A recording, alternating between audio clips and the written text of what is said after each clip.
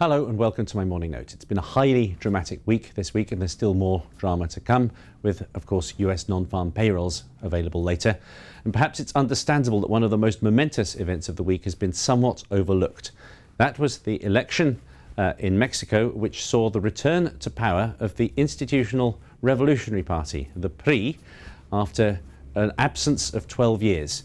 Now, back in 2000, when they were booted out in favour of the right-wing PAN, or National Action Party, they had been in power for over 70 years. Many people thought that the old autocratic model was over and that the PRI were gone for good. It is really quite remarkable that Mexico has instead decided to go back to the former autocrats. What should we make of it, and what impact will it have on investors?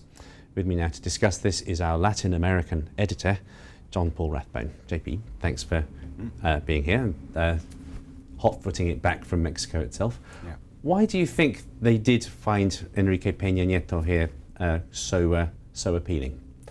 I don't know how appealing they found him. A lot of Mexicans, I think, voted with holding their noses, but he was the least unattractive option. The candidate for the ruling PAN party, she was tainted by the drug violence that Calderon launched, and also the rather poor performance of the economy. And then the leftist alternative who came second, AMLO. He's the expression of the people's will as embodied by him, and it's an old, rather fashioned, anachronistic rhetoric, and that turned people off.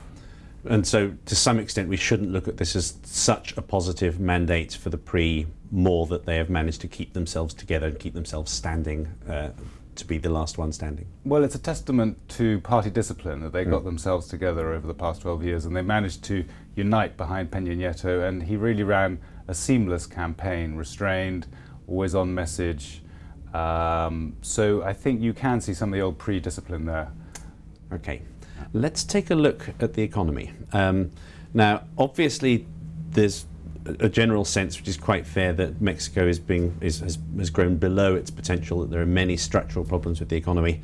But from the point of view of the markets, it's really not that bad. If we look at the spread of Mexican bonds over treasuries, apart from that spike during the financial crisis, there's been admirable financial discipline, and at almost all times Mexico has been regarded as a safer credit than Brazil, even though there's been far more hype about Brazil.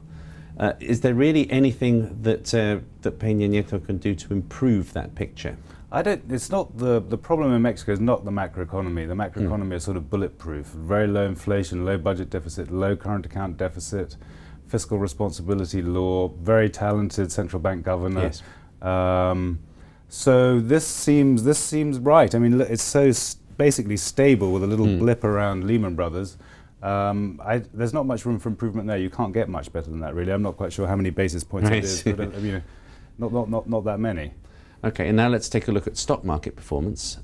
This is, again, starting from the day that President Fox was elected in 2000, when the PRI was first booted out. And quite remarkably, Mexico has actually outperformed even Brazil over that period, and obviously completely left the developed markets in the dust. Again, it doesn't feel like that in Mexico itself. What are the possibilities for further gains from here? Are people getting overexcited about the possibility of Peña Nieto?